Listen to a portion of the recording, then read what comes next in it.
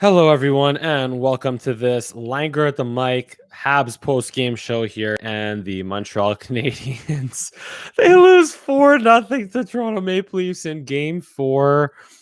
In a span of 48 hours, the Montreal Canadiens, they played Games 3 and Game 4 on home ice after stealing one at home in Toronto, or on the road in Toronto, Game 1. The Habs, they come home with the series tied at 1-1, and what happens? Well, they get outscored. Let me do my math right here. 6-1 in 2 games on home ice against the Toronto Maple Leafs. And where do I begin here? Honestly, where do we go from here? By the way, we're going to have a comment question of the show that I'm going to keep referring to. The Habs, to probably the not surprise of many, the Habs did not score a power play goal again tonight, and are now, I'm losing track of what they are 0 for. They were 0 for, let me see if I can do this right. 0 for 5 in Game 1, 0 for 4 in Game 2, 0 for 3 last night. So what's the math there? If I get it right, 4, 9, 3, 12. Tonight they're 0 for 4. So 0 for 16 with the power play in this series. And at this point, if they score a goal, obviously they're a shutout tonight. And if they score a goal on the power play, it'll be by accident at this point.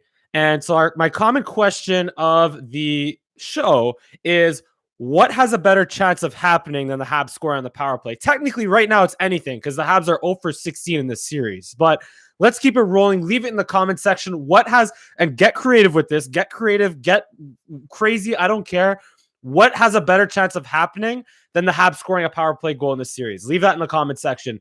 Nat Legate, go Leafs, go Leaf fan. All right, I still appreciate you tuning in, though. Do you think the Habs change their style of play in the summer? I mean, they better, because they ain't playing hockey right now. At least it doesn't look like it. They're playing.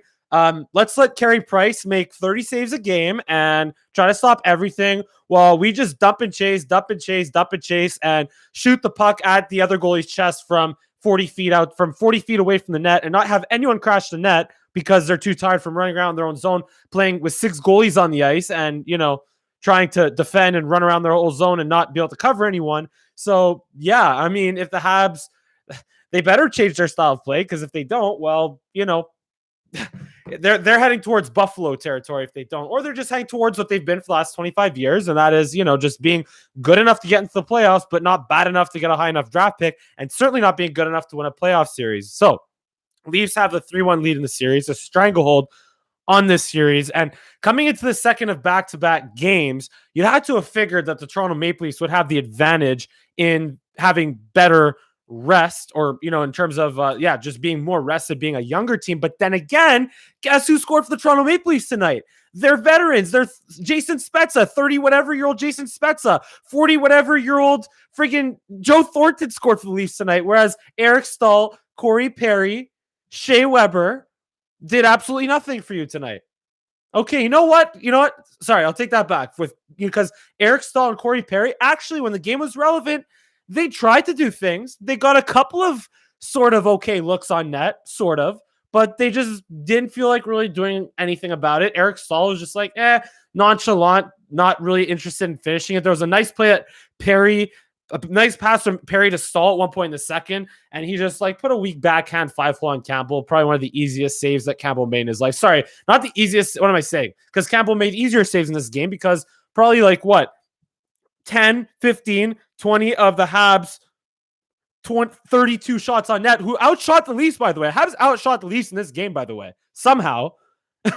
They outshot the Leafs in this one. But let's just say probably a good 20 of them were just, I could stop it. Inside the crease, Eric Heft or Justin Allary from inside the crease could probably stop it, right? So I'll get to that, by the way, in a sec there. I don't know if that's Hefty or Justin Allary in the comment section there. I'll get to that in a second. Caleb Cramel McDavid has a better chance of being traded to the Leafs than the Habs do a scoring. I like that. Good. So, comment question of the show again is, what has a better chance of happening? The Habs scoring a power play goal so far. I would say, look, you could say struck by lightning, winning the lottery. Caleb there, McDavid has a better chance of being traded to the Leafs than the Habs do have scoring a power play goal. You know what? Connor McDavid has a better chance of being traded to the Montreal Canadiens tonight than the Habs have of scoring a power play goal, even though the Habs can't make a trade because they're still in season. It's past the trade deadline.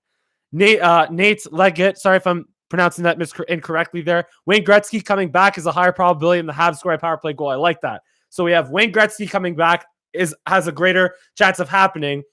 Wayne Gretzky has a better chance of suiting up in number 99 for the Montreal Canadiens in Game 5 than the Montreal Canadiens have of scoring a power play goal. And even then, who knows if the Habs will even score a power play goal then. Inside the crease, the Habs are the Cowboys of the NHL. You know what? Up until now, the Leafs have been the Cowboys of the NHL because they've just been bad, but in their years of being good, they weren't good enough to win a playoff series. But the Leafs are probably about to change that right now. And let's hope the Dallas Cowboys are about to change that as well. But that's for another show. Inside the crease, okay, it's Justin there. Justin and Larry, thanks for tuning in, of course. Habs scoring shots on goal is higher. And it comes from the fact that I will say in the first period, the Habs were trying. They were trying. They were skating. They were getting offensive zone time. Yeah, let's go Cowboys. Appreciate the love there, Nate. The Habs were skating. They're playing okay, I guess, in the first period. They kept it evenly matched, which has been the case for the first 4 games of this series. For Game 1, Habs and the first period up 1-0. Game 2, tied at 1. Game 3, 0-0. Tonight, Game 4, 0-0. So the Habs have a good enough plan to start the game, but where they absolutely poop their pants. Well, I also will have to add that, Carey Price was money again tonight because he had to stop Jason Spezza on a breakaway in the first period right off the bat. And obviously in the first period of Game 3, he had to become Houdini and make a diving stick save. But all that being said, the Habs, they come out of the first period being tied or up 1-0 so far. But in the second period is a completely different story because in the second period tonight, the Habs, they gave up 3 goals in the second period alone. Once again, Game 1, they gave up the Nylander goal. Game 2, they gave up the other Nylander goal. Okay, it wasn't the Nylander goal in the second period, but it was Austin Matthews and Rasmus Sandin in the second period. Game 3, they gave up another Nylander goal and another Morgan Riley goal. And then tonight, they gave up a Nylander goal, they gave up a Thornton goal, and they gave up a Spezza goal. Which, by the way, the Habs also, I don't know if I mentioned this already, but the Habs, a bantam team, does a better job at defending rushes than the Canadians do. A bantam team. Why? Because that goal that Nylander scored was really a 3-on-3. You had Petrie and Edmondson against Kerfoot and Nylander. Yeah, it was Kerfoot. Kerfoot and Galchenyuk, excuse me. It was Kerfoot and Galchenyuk against Edmondson and Petrie, 2-on-2. But guess what? Nylander's the third guy joining the play. And who should be covering him? Nick Suzuki. But what does Nick Suzuki do? Doesn't cover him. He just kind of realizes, oh crap, kind of like what Brady Tkachuk or Tim Stützle did on Cole Caulfield's overtime winning goal. He realized that as Nylander was doing the play that he should do of driving to the net, Suzuki is like, oh, well, maybe I should cover him right now. But it was too little too late. And look, Nick Suzuki's a young player, and he's been one of the bright spots in this Habs team, and he's one of the guys the Habs can hang their hat on in their future. But as a team, as a collective, in that instance, it was Nick Suzuki, but as a team, as a collective, defending the rush, defending in their zone, and scoring goals have been the 3 biggest downfalls of this Montreal Canadiens season. Let's get to your comments. By the way, common question of this show is what has a better chance of happening than the Montreal Canadiens scoring a power play goal? And maybe even after tonight, you could say a goal, period. Because Brandon Gallagher rung one off the post at the end of the second period. And Cole Caulfield rung one off the crossbar in the first period of Game 3. So, even those bounces can't go the Habs' way at this point. Justin there from Inside the Crease podcast, by the way, give them a subscribe and a big thumbs up to Inside the Crease podcast, and also to Justin, looking forward to being on your show at some point talking goalies. But Habs scoring a shorthanded goal is higher because the Habs have one more shorthanded goal in this series than they do a power play goal. So yes, they are at a greater advantage on being shorthanded than they are with a power play, at least in terms of scoring goals. What's it called? I saw that there, Justin. Jonas, Nicola Lalonde, the Habs special units are awful. That's what I'm saying. Jonas, leave a comment on what you think what has a better chance of happening than the Habs scoring a power play goal. Paul De La Reyes, please give pity to Toronto. They have suffered more than Montreal. Look, yeah, I'll get to that in a second. I mean, yes, they have, but you know what? As Habs fans, we don't really care, as the same way the Leafs don't really care, right? Leaf fans don't care about the Habs struggles. And as Habs fans, we don't really care about the Leaf struggles. So, yeah, not much really more I'll say on that. You should give Toronto credit. They haven't won a playoff game in 17. Well, they've won a playoff game. Game 2 was their first playoff win since against the Habs since 1979, but a playoff series they have not won since 2004. And of course, Justin, as always, big. I'll give you shout outs whenever you tune in. So yeah, just looking forward to being on the show at some point. Yeah, Carey Price. Just look again. Thank God for Carey Price. Because even you know what, even in the third period when the game was lost and it was who had the breakaway again? It was Zach Hyman had a breakaway. Carey Price could have been like, screw this. I'm just going to let this in because who cares? But you know what? Carey Price robbed Zach Hyman. So I don't know if I want to get too much into off-season talk in this show unless you want it in the comment section because it is still 3-1. And also remember the Habs against the Washington Capitals in 2010 where they stole game 1, lost a handle of game 2, got clocked on home ice, just got there, just completely washed on home ice in game 3 and game 4, but snuck out a win in game 5, dominated game 6, and snuck out a win in game 7. So you never know what's going to happen. But with the way this team is losing games right now, with the fact, at least that 2010 team with Mike Camilleri and Thomas Plekanec and Brian Gionta and Scott Gomez were better at scoring goals than this team right now. And Caleb, are the Leafs PK good or the Habs PP bad? Bit of both, honestly. I'd say more Habs power play bad because at this point, when you don't score a goal, and what did I say? 16 opportunities. Let me do the math again. 5, 4, 9 plus 12 plus 4. Yeah, 16 opportunities. That's also you being pretty bad on the power play. Unless you're a bantam team and the team you're playing against on the penalty kill is doing all the right things to shut out a bantam team. So, yeah. Goalie interference call being explained properly has a higher probability than the Habs power play goal. Yes, sure. Go with that one. Hey Langer, how do you feel about the chances now? I mean, look, like I said, it could happen. It's also the Leafs. They blow things left and right, at least historically. But then again, like I said, the 2010 Montreal Canadiens were better at scoring goals than this 2021 Montreal Canadiens team. So I'd say pretty slim. Gallagher played fantastic tonight from Jonas Nicolas Lalonde. Gallagher played fantastic tonight, but couldn't find the net. Ducharme needs to get fired. I agree with the second part of that statement. The first part of that statement, all I'll say about Brent Gallagher is he is, I would say, not 100% healthy and not 100% in shape cardio-wise either. Paul De La Reyes, how pissed will you be when the Leafs win the series? Honestly, I'm emotionally prepared for it. I think I'm emotionally prepared for it. And by the way, little insight for Habs fans here. Randy always believing in the Habs there will never give up. That's very good of you, Randy. I admire that. And there's a lot of faithful Habs fans on Twitter. Give me a follow at Mike Langer on Twitter, by the way.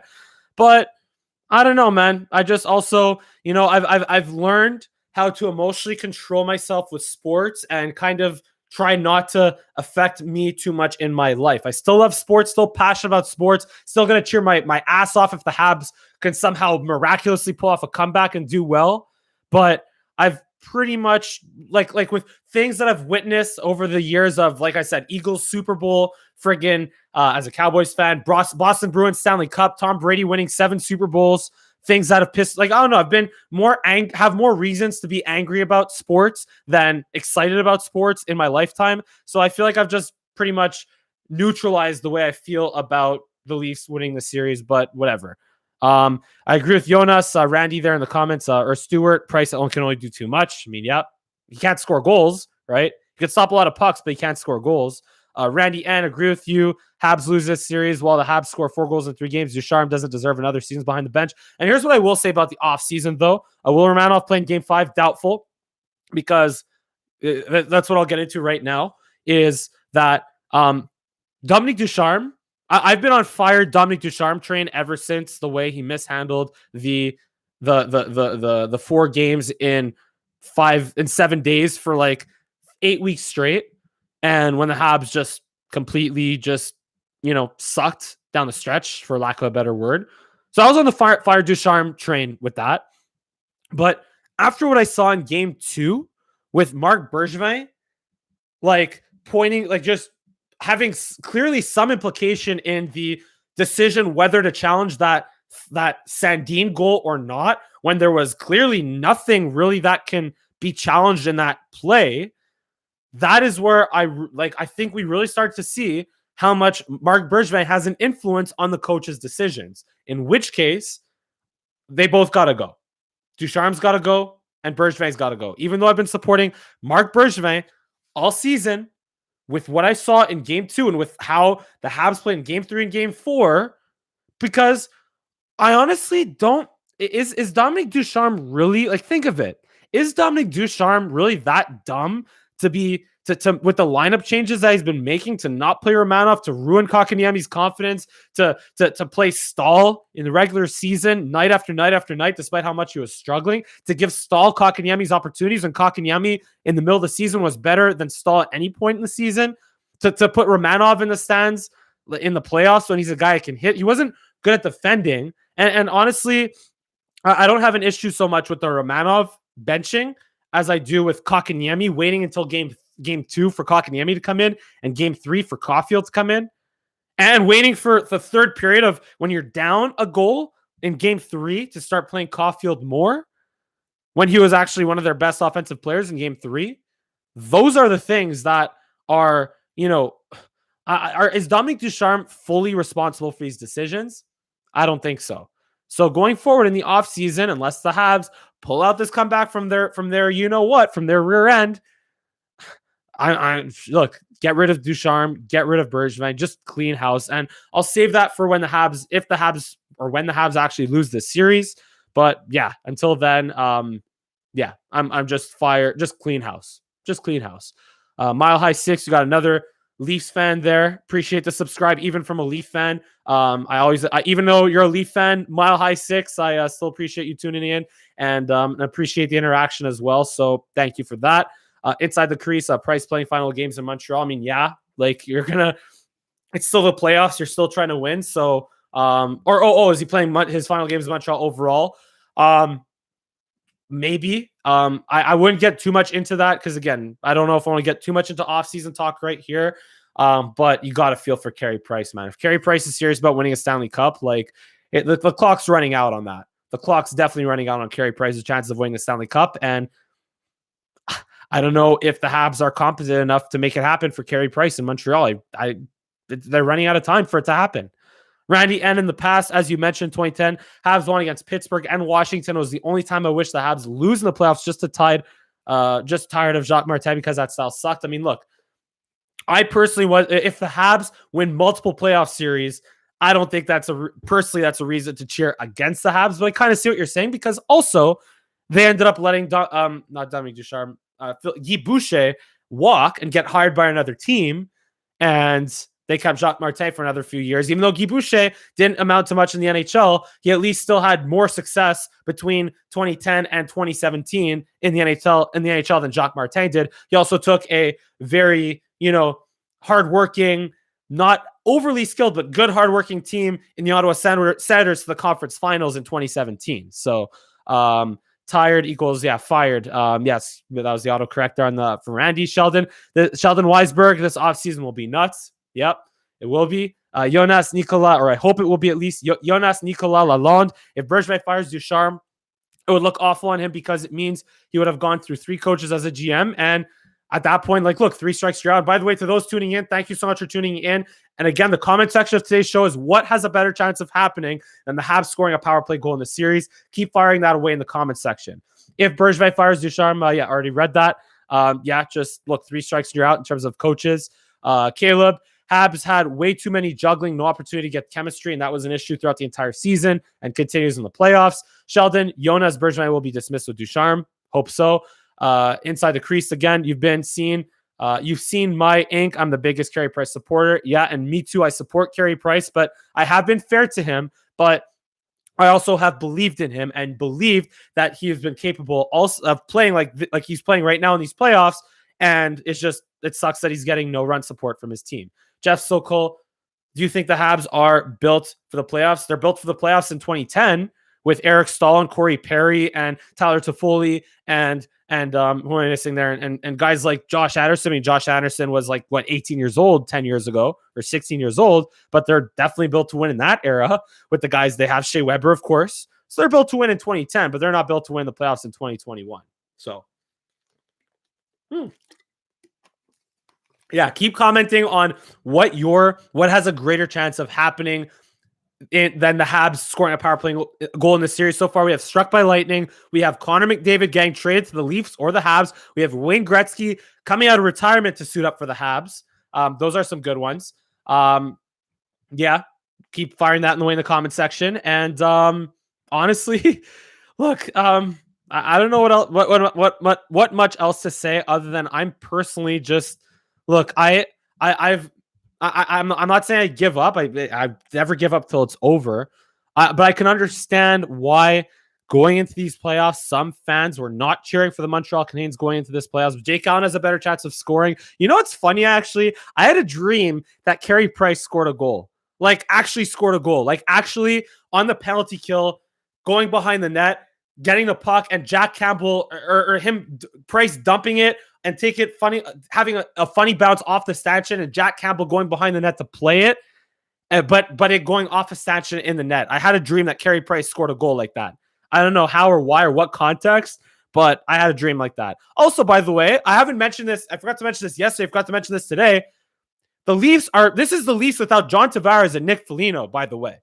Like, the Leafs don't have John Tavares and Nick Foligno. So, and this Habs team is supposed to be built on depth and be able to out-depth other teams, but they still haven't done that so far in this series. I also do think, you know what, will also say that the Jake Evans injury is hurting more than we think. But yeah, guys like Staal, Perry, Weber, Gallagher, Tatar, Deneau, Sherratt, Toffoli. Who else did I miss in there? The veterans have just not been good enough. They're veteran players who they're supposed to count on. They're just not good enough. They're just not. And I will say that Gallagher, like I said, is not in shape, is not healthy fully and not fully in shape, which is why I don't think he's at his best. Deneau might still be suffering from some side effects of the concussion. So, you know, Deneau might not be at 100%. Tatar just sucks in the playoffs. Toffoli is a weird one to me. Toffoli is disappointing. Toffoli is a guy who led your team in goals with 28 goals this year, and he's a guy who won a Stanley Cup with the LA Kings in 2014 and was vital to their playoff run. He has been MIA. I don't know if he's banged up or what, but he hasn't been good enough. Weber can't take a non-slap shot. I'm convinced that Weber is incapable of taking a non-slap shot. My mom in the comment section, my mom has a better chance of scoring a power play goal. Okay, not a power play goal, but a better chance of scoring than the Montreal Canadiens. My own mother said it right there in the comment section. You heard it here first on Langer at the mic. Jane Langer has a better chance at scoring a goal than the Montreal Canadiens do of scoring a power play goal. Love you, Mom. Thank you for that comment, by the way.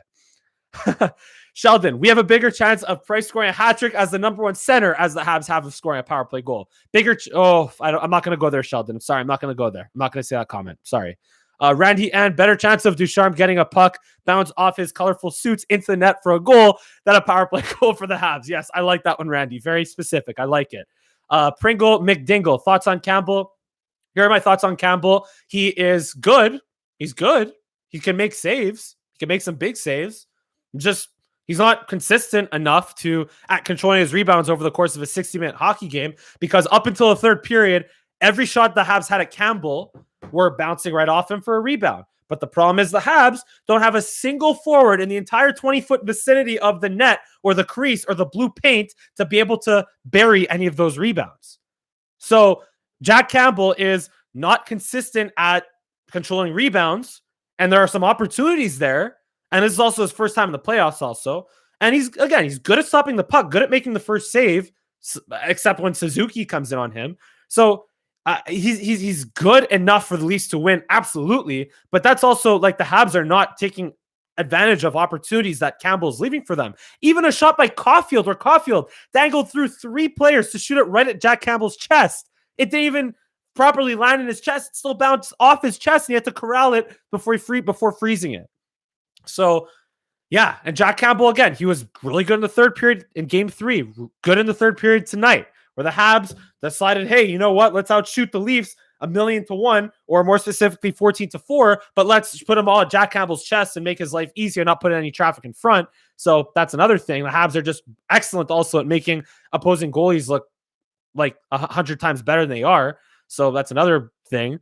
Randy, and better chance of Matthews scoring on Campbell on purpose than a power play goal for the Habs. I like that one, Randy. I like that.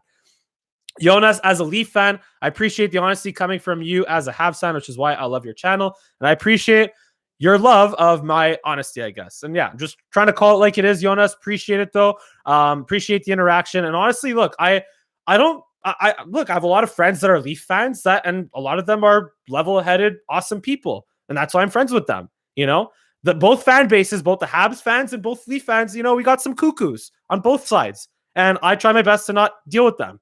So any Leaf fans in the chat, appreciate the love, appreciate the support, and I'll give it right back as long as we keep it mutual. So, yeah. Sheldon Weisberg, Mike, your whole family has a better chance of making the Habs. Yes, we have a chance of my brother, father, mother, and myself of making the Montreal Canadiens and the Habs have scoring a power play goal. Sure, let's go with that, because I would imagine the chance of that happening is a little bit better than 0% when the Habs are 0 for 60 on the power play. I don't think that's how statistics work, but whatever. Let's say it works like that. Inside the Crease podcast, again, 2 fellow goalies on Inside the Crease podcast. Give them some love, give them a subscription as well. Talking goalies, and once again, I hope to be a guest on their show at some point. But yeah, rebounds are terrible from Campbell. Like I said, just to me, Campbell, it's a lack of consistency. It's a lack of consistency. So yeah, like he's really good in the third period tonight and last night, but there are definitely some opportunities for the Habs to bury in the first 2 periods, like I mentioned already. Sheldon Weisberg, better chance of Caulfield getting injected with growth hormones to grow to 6'4". I love it. Then the Habs scoring a power play goal. I like it. Captain America style, inject the serum. He might not need serum long term, because Caulfield, I see him being good enough to even at 5'7". Because if Alex DeBrincat can do it, then why not Cole Caulfield? Randy, and better chance of Bergevin hitting the lottery to get the next 5 first-round picks than getting a power play goal. Well, I will say this: if Bergevin is fired and the Habs are really bad, and the Habs maybe are at the bottom of the league and get the lottery 5 years in a row, well, maybe it's a better chance of happening, or better than we think. But anyway, that's obviously not going to happen, I don't think. But it would be nice. It would be cool. It would suck because the Habs would suck for 5 years, but at least the Habs might get another Matthews or another Marner or another McDavid or another Connor Bedard or who knows what. Mark Bergevin has a better chance of becoming head coach than the Habs have of scoring a power play goal. I mean, yeah, of course, because look at Bob Gainey. He stepped in behind the bench when he fired both Claude Julien the first time and Guy Carbonneau the second time. And also look at Lou Lamoriello has stepped in behind the bench when he's fired guys like also Claude Julien. Also, I think Pat Burns back in the day. God bless his soul. Better chance of Bergevin benching 700. You know what? I think it's a pretty good chance that Bergevin could bench 700 pounds with those biceps that he has there. So, but yeah, honestly, guys, really appreciate the interaction. Really appreciate the engagement and the love from both Habs fans and Leaf fans and just whatever hockey fans and just people in general in the comment section. Really appreciate it. And better chance of PK getting traded back to the Habs. Yep, I agree with that, Sheldon. But I think that's all I really want to really say about where we're at right now. The Habs lose in Game 5. We're going to make this a bit of a pre-off-season type of show on Langer at the Mic, and I will definitely have an off-season preview or like a post-mortem video with an off-season preview, kind of like I did last year, Habs edition. I'll do that after if the Habs lose in Game 5. If they don't, then I'll be very happy and we'll all celebrate together here. And a couple more comments coming in here. Randy, better chance of Vlad Guerrero Jr. putting on skates and scoring a power play goal. Love it. Yeah. Could the Habs beat the Oilers? Look, the Oilers are eliminated. Honestly, you know what? I don't think the Oilers are that bad as people say they are, because keep in mind, they got swept, sure, and they blew a 4-1 lead in Game 3, sure, but 3 out of those 4 games went to overtime. So that means a couple of bounces go a different way. Maybe they're still playing right now against the Jets in that first round. So honestly, don't get me wrong. They have work to do. They have to get better. Goaltending, 50-year-old Mike Smith Yeah, okay, 39, whatever year old Mike Smith and Mikko Koskinen, who makes saves by accident just because he's 6'8" or 6 foot, whatever he is. Like, you need to get better in net. You need to get better on defense, get better at Vladgaro Senior there for Randy. Yeah, I don't agree. I don't disagree with that as well. Yeah, the Oilers definitely have work to do, but I don't think they're as far off as a lot of people have. And especially when you have Connor McDavid and Leon Draisaitl as your 1-2, they'll have to figure it out eventually. The Leafs figure it out with Matthews and Tavares. The Penguins obviously with Crosby and Malkin. So the Oilers have to, and they have Ken Holland, who historically knows what he's doing as a GM. So, eventually you'd like to think they'd figure it out, right? Better chance of Expos coming back to Montreal than a power play goal. Yes, I would be absolutely down for that. Let's go Expos.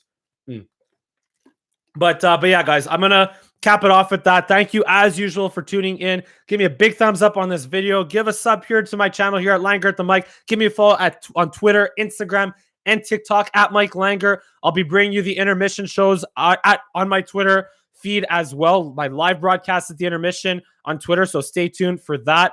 And yeah, guys, look, thank you so much. Misery loves company, so thank you for tuning into this Langer at the Mic Habs post-game show after Game 4. I look forward to seeing you again next time.